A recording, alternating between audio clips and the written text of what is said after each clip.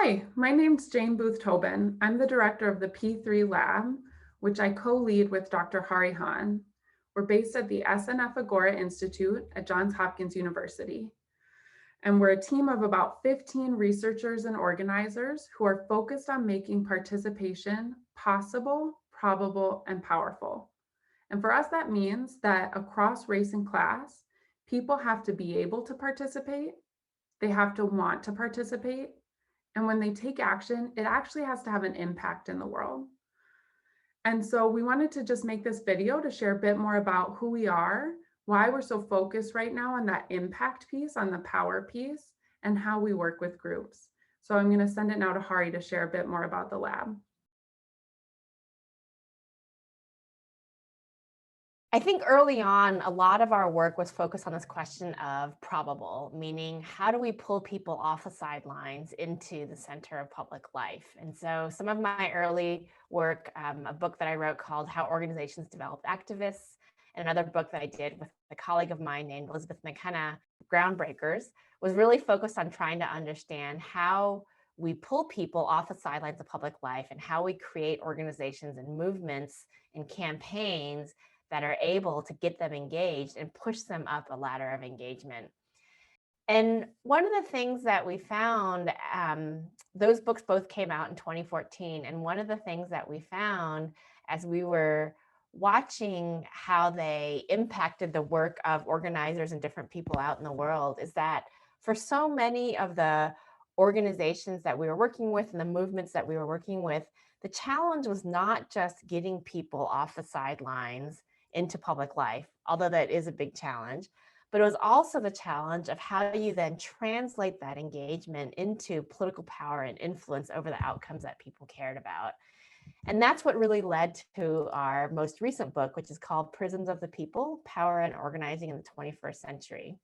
And so if the first book's really focused more on this question of how you engage people and pull them off the sidelines and second line into public life, this new book is really focusing on this question of how you make it actually matter. And so it's a combination both of trying to understand how movements engage people, but also how they exercise the leadership that it needs so that they can negotiate for the power that they want for their people. The way that our research works is we often work in close partnership with grassroots organizations, campaigns, and movements. We work primarily in the United States, but not exclusively so.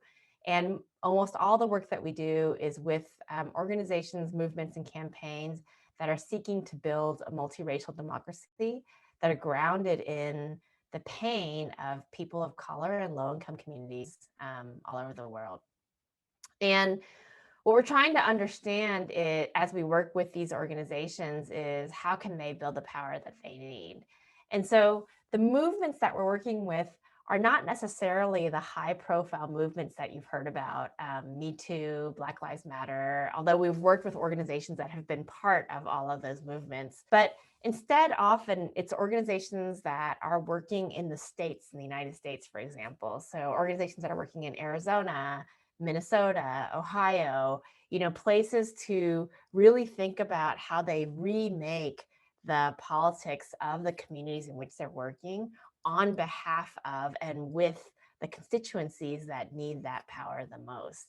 And so, some of the organizations that we worked with have been organizations like Lucha in Arizona, Isaiah in Minnesota, the Ohio Organizing Collaborative in Ohio, and lots of other places. So at the P3 Lab, a lot of what we do is work in partnership with grassroots organizations and movements, mostly in the United States, but also all over the world. And as we're developing those partnerships, one of the things that we're really concerned with is this question of how do we develop partnerships that advance learning for both us as a research team and the organizers on the ground. So we don't see ourselves as program evaluators, but instead, the work that we do with the organizations with whom we partner is often to start by asking the question, what are the things that keep you up at night, right? What are the strategic questions that are at the forefront of the organizer's mind?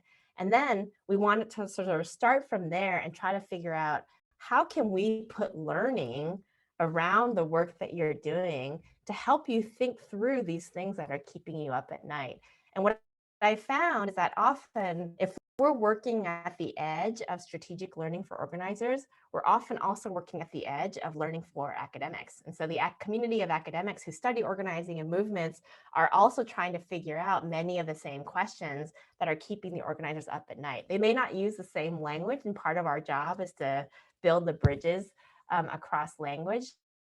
But the key is to build partnerships that are grounded in the forefront of learning, the vanguard of learning for both the organizers and the researchers. And that's how we create the kind of relationships that feed our work and hopefully also support the organizers going on the ground. Thanks so much for watching. We'd love to work with you, so please be in touch and we can find ways to learn together.